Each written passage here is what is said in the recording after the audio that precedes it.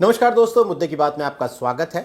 BJP के वरिष्ठ और फायर ब्रांड नेता रहे विनय कटियार ने दोबारा सक्रिय राजनीति में आने का ऐलान किया है। यूपी तक से बातचीत में विनय कटियार ने कहा कि वो अपनी कर्म भूमि से चुनाव लड़ेंगे। उनकी कर्म भूमि यानी अयोध्या। वो फैजाबाद से, अयोध्या से 3 बार के सांसद भी रह चुके हैं और मौजूदा बयान को 2027 विधानसभा चुनाव में अयोध्या से उनकी दावेदारी के तौर पर देखा जा रहा है। विनय कटियार के अब चूंकि अयोध्या, हम सभी जानते हैं कि अयोध्या कोई सिर्फ चुनावी सीट तो है नहीं, उसका तो एक प्रतीकात्मक महत्व है। ऐसे में विनय कटियार का ये जो बयान है, इसने यूपी में सियासी हलचल तेज कर दी है। विनय कटियार, दोस्तों मैं आपको याद दिला दूं कि राम मंदिर आंदोलन का बड़ा चेहरा रहे हैं। वो 3 बार के सांसद रहे फैजाबाद से, जैसा मैंने कहा, और इसके अलावा वो 2 बार बीजेपी ने उन्हें राज्यसभा भी भेजा। वो यूपी बीजेपी के अध्यक्ष भी रह चुके हैं, यानी एक वरिष्ठ नेता हैं। काफ़ी दिनों से सक्रिय राजनीति से एक तरीके से बाहर थे, लेकिन अब जो ये नया बयान उनका आया है, उसने सियासी हलचल तेज कर दी है पूरे उत्तर प्रदेश में। इस पूरी राजनीति को समझने के लिए हमारे साथ हैं वरिष्ठ पत्रकार विजय उपाध्याय। विजय जी, आपने लंबे समय से विनय कटियार की पॉलिटिक्स को देखा है। काफ़ी दिनों से विनय कटियार जो हैं वो सक्रिय राजनीति से तो बाहर ही थे, तो अब ये अचानक चुनाव लड़ने का क्या मतलब है? और हमारे कुछ दर्शक ये भी समझना चाहते हैं कि वो 2027 की दावेदारी कर रहे हैं कि 2029 की दावेदारी कर रहे हैं। देखिए, अभी तो फौरी तौर पे जो लग रहा है 2027 की ही दावेदारी है। दरअसल इस समय जो उत्तर प्रदेश की राजनीति है, उसमें बीजेपी के वो नेताओं के लिए काफी गुंजाइश दिखाई दे रही है जो पिछले 7-8 सालों से तटस्थ थे, नेपथ्य में थे। उसमें विनय कटियार भी। विनय कटियार उस दौर के नेता हैं भारतीय जनता पार्टी के, जब बीजेपी संघर्ष कर रही थी, जब बीजेपी बहुमत से बहुत दूर हुआ करती थी, जब बीजेपी को बड़ी मुश्किलें से सीटें मिलती थी। उस दौर में पहले ऐसे नेता हैं विनय कटियार जिनको फायर ब्रांड कहा गया, क्योंकि ये बजरंग दल के संयोजक थे और राम मंदिर आंदोलन के समय में। और बीजेपी आज जहां है उसमें युवा विनय कटियार का बड़ा रोल है। जिस तरीके से उन्होंने काम किया, ठीक है, काम अपने सीनियर्स के निर्देश पे किया, लेकिन बहुत सी चीजें विनय कटियार ने बड़े सधे तरीके से की और उसका असर जो है उत्तर प्रदेश की राजनीति में रहा। और मोदी एरा में बीजेपी अगर बहुमत से 2014 के बाद 2 बार सरकार में आई, तीसरी बार गठबंधन के साथ आई है, तो हम कह सकते हैं इन तीनों जो जीत है इसमें इनकी बड़ी भारी भूमिका है। दरअसल ये जो विनय कटियार की सक्रियता के पीछे का जो कारण मुझे लगता है, वो 4 जून 2024 का रिजल्ट इसके पीछे मुख्य कारण है। 4 जून 2024 को बीजेपी 75 सीट लड़ने के बाद सिर्फ 33 सीटें उत्तर प्रदेश में जीत पाई थी। यानी कि मौजूदा दौर की जो सियासत है उसमें कहीं जंग लग गया, ऐसा शायद पार्टी को महसूस हुआ होगा। या फिर जो कभी बेहतर करिए तो उसका एक बाई प्रोडक्ट भी क्रिएट होता है जो कंपोस्ट में बदल जाता है। तो वो बाई प्रोडक्ट को फिर से उसको उपजाऊ बनाने की स्थिति में उसमें बीज डालने के लिए विनय कटियार जैसे नेताओं की जरूरत है। और बीजेपी इस बात को समझ रही है कि 4 जून 24 को न सिर्फ बीजेपी हारी थी, बल्कि एक ओबीसी का एक बड़ा तबका भाजपा को छोड़कर समाजवादी पार्टी के साथ चला गया था। वो तबका क्षत्रिय कुर्मी समुदाय के लोग थे, जिनके बलबूते समाजवादी पार्टी ने 7 मेंबर ऑफ पार्लियामेंट की सीटें जीती, 37 में से 7। तो ये बड़ा नंबर था। इसके पहले भी विधानसभा चुनाव में बीजेपी को नुकसान हुआ था कुर्मी समुदाय के वोटों को लेकर। अपना दल को इन्होंने ऑलरेडी पहले से उनके साथ टाई अप करके एक तरीके से फ्रेंचाइजी दे रखी थी कि कुर्मी वोट आप ले आइए, लेकिन उसमें 22 में ही कहीं नाकाम नजर आने लगी थी अपना दल, क्योंकि उसमें डिवीजन भी हो गया, इंटरनल कॉन्फ्लिक्ट थे, लीडरशिप को लेकर ढेर सारे सवाल थे, ढेर सारे आरोप लगने लगे थे। फिर भी उनकी विधानसभा सीटें बढ़ी तो बीजेपी की वजह से। लेकिन लोकसभा चुनाव में अपना दल भी सिर्फ 1 सीट लोकसभा की जीत पाई, अनुप्रिया पटेल जीत पाई, बाकी दूसरी वो हार गई। तो विनय कटियार बहुत प्रासंगिक होते हैं। 2-3 कारण हैं। एक तो ये हिंदुत्व के चेहरा हैं, इनके दौर के लोग अब जरूर इनकी ही उम्र में हैं। यंगस्टर इनको बहुत पसंद करता था विनय कटियार को, और ये जोश और जज्बा पैदा करने में इनके भाषणों का कोई सानी नहीं था। मुझे याद है मायावती के साथ 2002 में भाजपा की सरकार थी और एक पार्क में चर्चा हुई कि पेरियार की मूर्ति लगेगी, तो विनय कटियार ने कहा कि पेरियार की मूर्ति के लिए जो गड्ढा खुदेगा उसी में मायावती की सरकार दफन हो जाएगी, यानी बीजेपी अपना रिश्ता खत्म कर। तो इस तरीके से इनके बयान बहुत ही तीखे, बहुत ही जबरदस्त तरीके से हुए हैं। तो विनय कटियार अच्छा है क्या? अब अयोध्या की जो विधानसभा सीट है वहां वेद प्रकाश गुप्ता पिछली बार भी नानुकुर करके चुनाव लड़े थे जी। और उस पूरे खित्ते में कुर्मी समुदाय का कोई बड़ा नेता इनके पास, भाजपा के पास है नहीं। बगल में लालजी वर्मा अम्बेडकर नगर से हैं, राम प्रसाद चौधरी बस्ती से सपा से जीते हुए हैं। तो बीजेपी को कि ये जो शक्ति केंद्र है उनकी पार्टी का अयोध्या, यहाँ पे अगर उनको फिर से मजबूती चाहिए तो विधानसभा में कम से कम विनय कटियार को आना चाहिए। विनय कटियार अपनी तरफ से सक्रिय नहीं हुए क्योंकि ये बड़े अनुशासित रहे, थोड़ी नाराजगी कभी कभी जाहिर करते रहे पिछले दिनों, लेकिन उन्होंने खुल के कभी कोई ऐसी बात नहीं कही जो पार्टी लाइन के बहुत खिलाफ हो।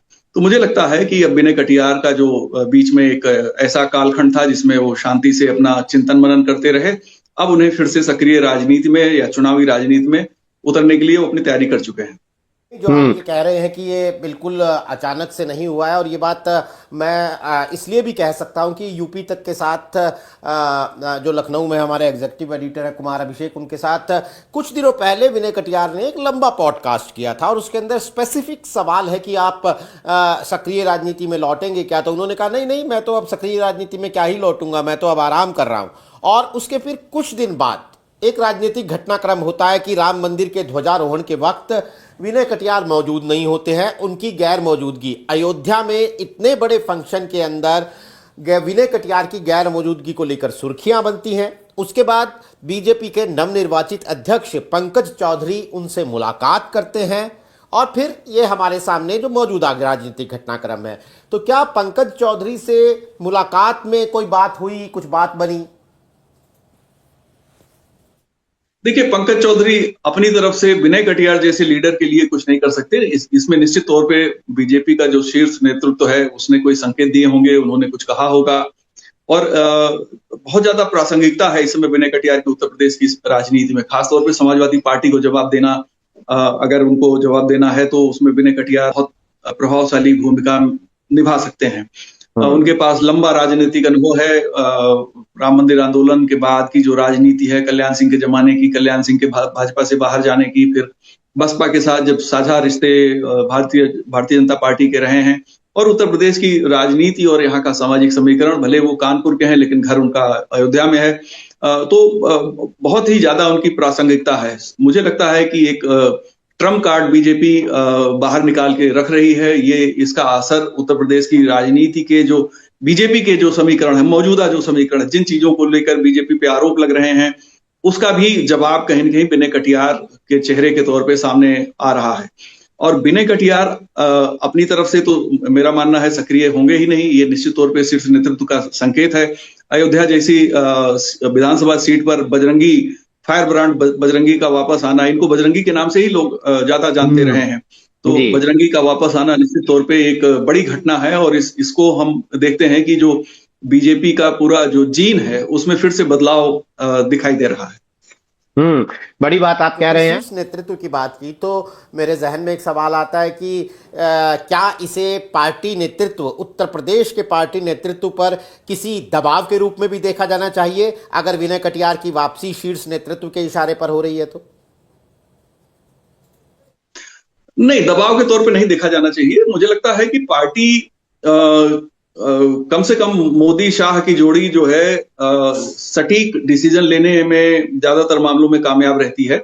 अगर 2024 के लोकसभा चुनाव के रिजल्ट को छोड़ दें, खासतौर पे उत्तर प्रदेश, राजस्थान वगैरह का, तो हमेशा उनका कैलकुलेशन काफी सटीक रहा है। ये जो दौर चल रहा है उत्तर प्रदेश की राजनीति का, इसमें पिछड़े वर्ग की जो राजनीति है बहुत ज्यादा प्रभावशाली हो चुकी है। इसका कारण ये भी हो सकता है कि मुख्यमंत्री योगी आदित्यनाथ हैं, जिनपे समाजवादी पार्टी और दूसरे लोग आरोप लगाते रहते हैं कि ये तो राजपूत क्षत्रियों की ज्यादा तरफदारी करती है। अब चूंकि राजनीति में तो आरोप लगते रहते हैं, लेकिन आरोप कई बार चिपका दिया जाता है, तो उसका भी काउंटर विनय कटियार के तौर पे भारतीय जनता पार्टी कर सकती है। क्योंकि अगर आप कद में देखें तो विनय कटियार एक बड़े नेता हैं, और एक बड़े नेता की इस तरह से जो वापसी है वो एक बड़ी घटना का संकेत भी है। तो आपने चूंकि की बात की तो विनय कटियार कुर्मी समाज से आते हैं, पंकज चौधरी जिन्हें अभी हाल में अध्यक्ष बनाया गया वो भी कुर्मी समाज से आते हैं, और ये सवाल पंकज चौधरी की नियुक्ति के बाद भी उठा था कि कुर्मी वोट को गोलबंद करने की मुहिम में, क्या ये कुर्मी वोट को गोलबंद करने की मुहिम का भी एक हिस्सा है विनय कटियार की वापसी अगर होती है? निश्चित तौर पे देखिए, बीजेपी के पास पहले कुर्मी लीडर बड़े स्ट्रांग हुआ करते थे, उसमें विनय कटियार भी थे, उसमें ओम प्रकाश सिंह जो मिर्जापुर के हैं, पहले सिंचाई मंत्री, पीडब्ल्यूडी मंत्री है कल्याण सिंह की सरकार में। उनके पुत्र राजनीति भी करते हैं, लेकिन वो उस तरह से प्रभावशाली नहीं है, और भी कई नेता इनके पास थे। लेकिन पिछले 14 के यानी 17 के बाद से जो विधानसभा के रिजल्ट आए, उसमें ये पर्सनालिटी सेंट्रिक हो गया उत्तर प्रदेश का चुनाव। मोदी के चेहरे पे मान लिया गया, दोनों बार जीते। अमित शाह की रणनीति थी, पीछे सुनील बंसल थे। 2022 में भी क्रेडिट योगी जी को भी दिया जाता है, वहां भी मोदी शाह की रणनीति को मान लिया जाता है। 255 सीट अकेले बीजेपी जीत के आती है। लेकिन अब जो तीसरा चुनाव है, ये बीजेपी के लिए बड़ा क्रूशियल है, बहुत अहम है। इसमें सामाजिक समीकरणों को नए सिरे से साधने की जरूरत बीजेपी को महसूस हो गई, और वो जो लोकसभा का रिजल्ट आया उसने उन्हें एहसास करा दिया कि आपको नए तरीके से सोचना पड़ेगा। आपका जो सिक्का अभी चल रहा है, उस सिक्के में आप टकसाल से नया सिक्का ढालिए या पुराने सिक्के को नए कलेवर में लाके पेश करिए। तो बीजेपी वही करती हुई नजर आ रही है। एक और बात की कहीं कुर्मियों के ऊपर इतना ज्यादा फोकस करके, हालांकि जाहिर तौर पे पार्टी का नेतृत्व या पार्टी के रणनीतिकारों के जहन में ये बात होगी ही, लेकिन आपको क्या लगता है कि गैर यादव ओबीसी में भी कुर्मी के ऊपर कोई ज़्यादा फोकस करने से दो बातें, एक तो पहले आपने अनुप्रिया पटेल की बात की, क्या आपने गठबंधन के साथ ही अनुप्रिया पटेल को किसी तरह से असहज नहीं कर रही है बीजेपी? और दूसरी बात ये कि बाकी गैर यादव ओबीसी की जो पार्टियां हैं कुर्मी के अलावा, कुर्मी कुशवाहा के अलावा, क्या उन्हें असहज या नाराज नहीं कर रही है बीजेपी?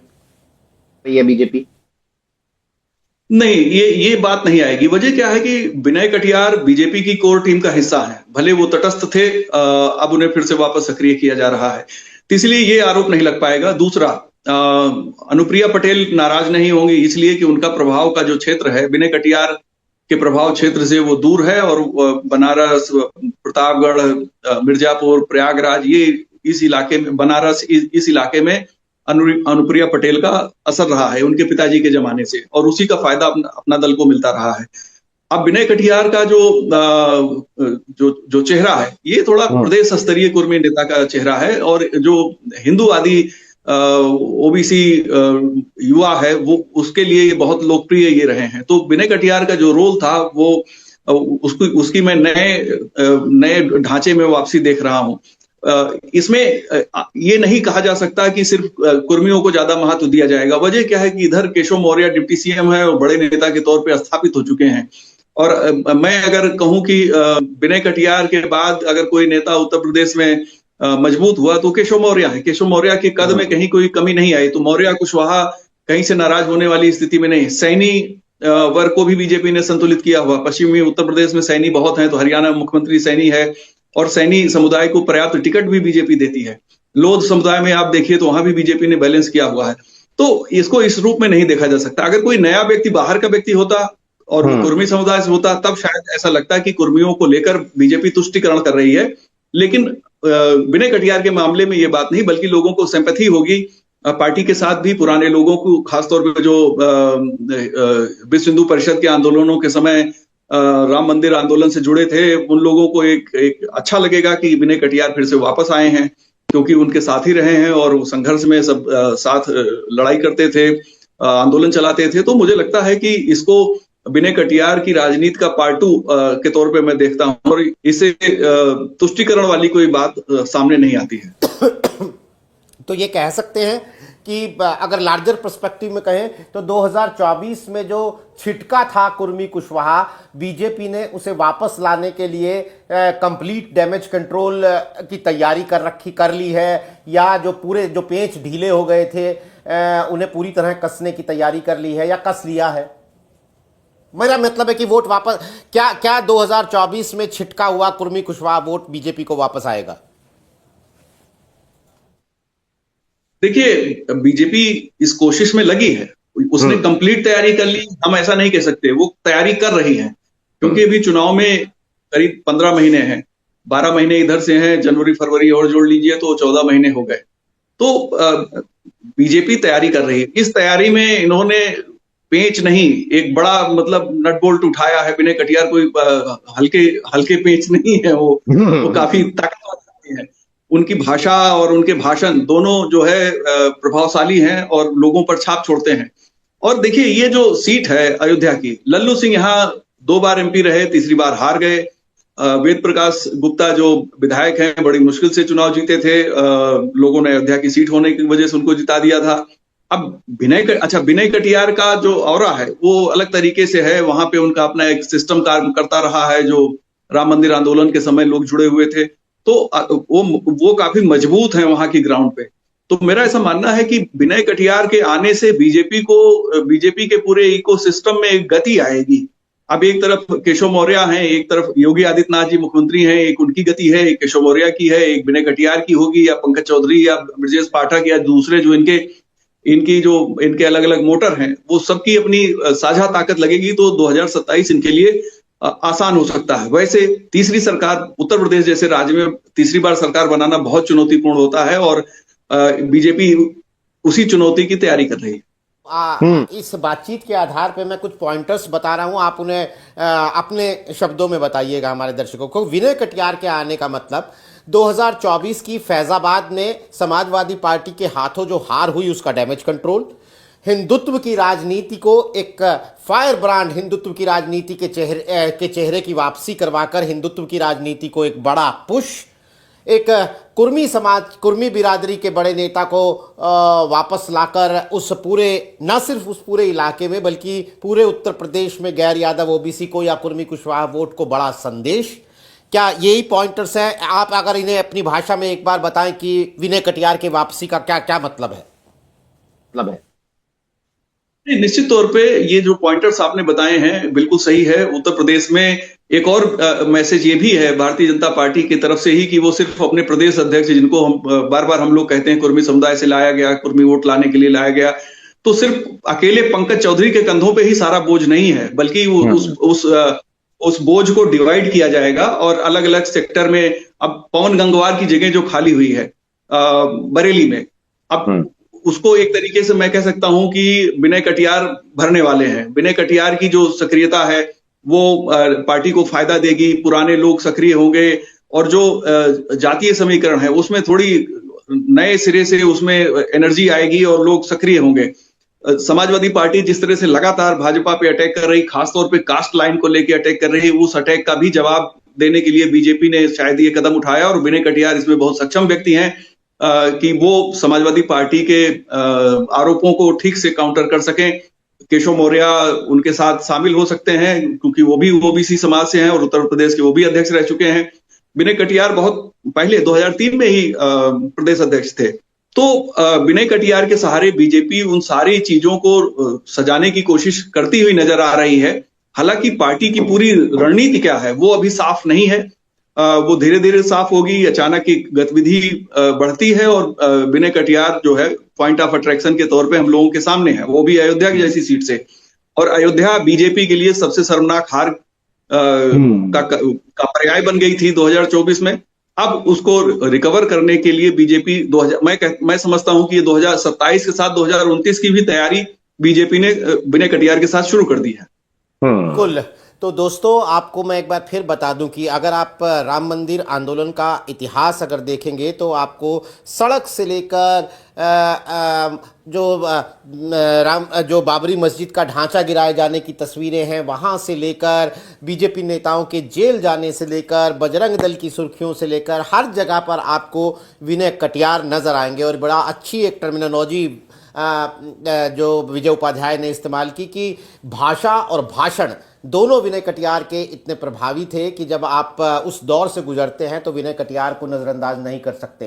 तो विनय कटियार जो बहुत दिनों से सक्रिय राजनीति से आराम कर रहे थे, बाहर थे, उन्हें उनकी वापसी का संदेश एक तरीके से बीजेपी के ट्रम्प कार्ड के वापस आने की जैसा है। एक तीर से कई निशाने अगर बीजेपी विनय कटियार के जरिए साधती है तो इसमें कोई हैरानी की बात नहीं होगी।